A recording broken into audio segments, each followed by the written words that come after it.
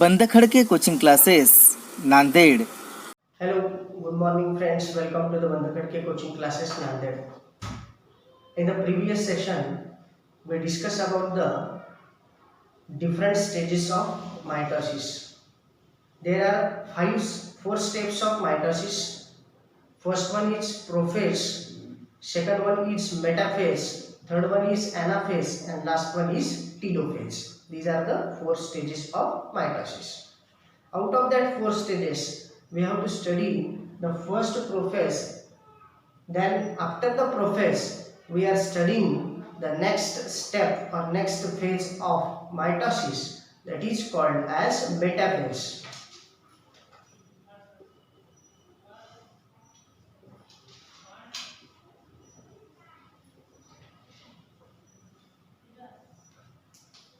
In the metaphase, this meta word indicates the middle. Meta means middle, and phasis means stage. It is the second step of mitosis. मायटॉसिसची दुसरी जी stage आहे आपल्याला आज या ठिकाणी शिकायची आहे ती आहे मेटाफेज. मेटा या शब्दाचा अर्थ आपण लिहिलेला आहे मिडल आणि फॅसिस या शब्दाचा अर्थ लिहिलेला आहे स्टेज.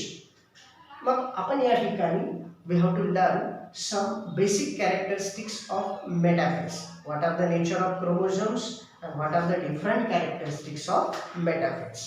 आता या मेटाफेज मध्ये आपल्याला बेसिकली पहिले डायग्राम समजणं महत्त्वाचं आहे. जसं आपण प्रोफेज मध्ये बघितलं की प्रोफेज मध्ये chromosome it becomes thin thread like and there is a condensation process start, and due to that the thin thread like chromosome it becomes short in late prophase and thick, and after that chromosomes thick and short having two sister chromatids.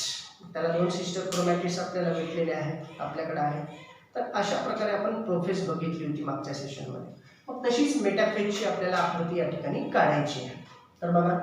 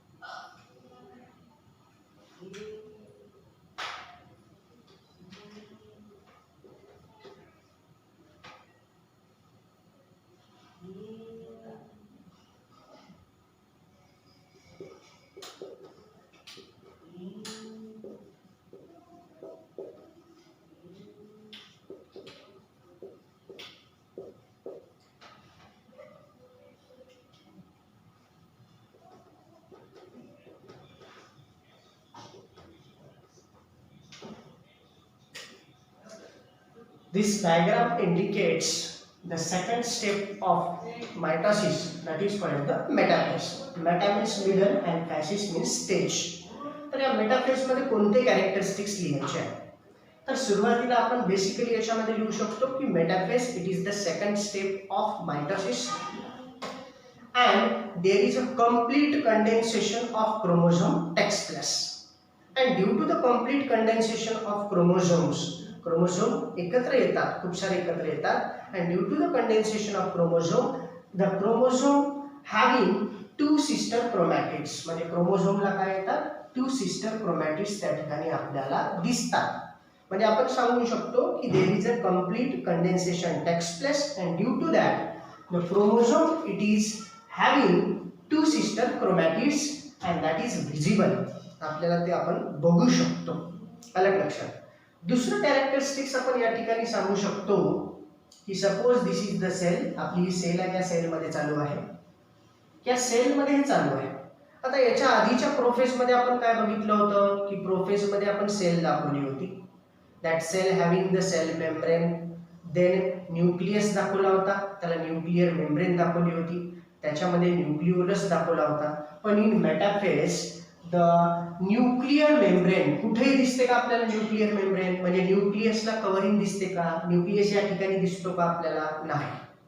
मग nuclear membrane जी आहे ती completely disappear in metaphase. हे characteristic सांगू शकतो आपण. म्हणजे the डिसअपियरन्स of nuclear membrane किंवा nuclear membrane it is completely disappear, completely नाहीशी होते. देन न्यूक्लिओलस दिसतो का न्यूक्लियस मधला? नाही. मग आपण त्या ठिकाणी काय सांगू शकतो की nucleolus it is also completely disappear. Nucleolus सुद्धा काय होतं त्या ठिकाणी कम्प्लिटली डिसअपियर होतो. हे दोन कॅरेक्टरिस्टिक्स आपण सांगू शकतो. आणि या ठिकाणी पूर्ण काय होते? There is a complete condensation takes place and there is a formation of two sister chromatids. आता महत्त्वाचा पॉइंट या मेटाफेज मध्ये काय आहे?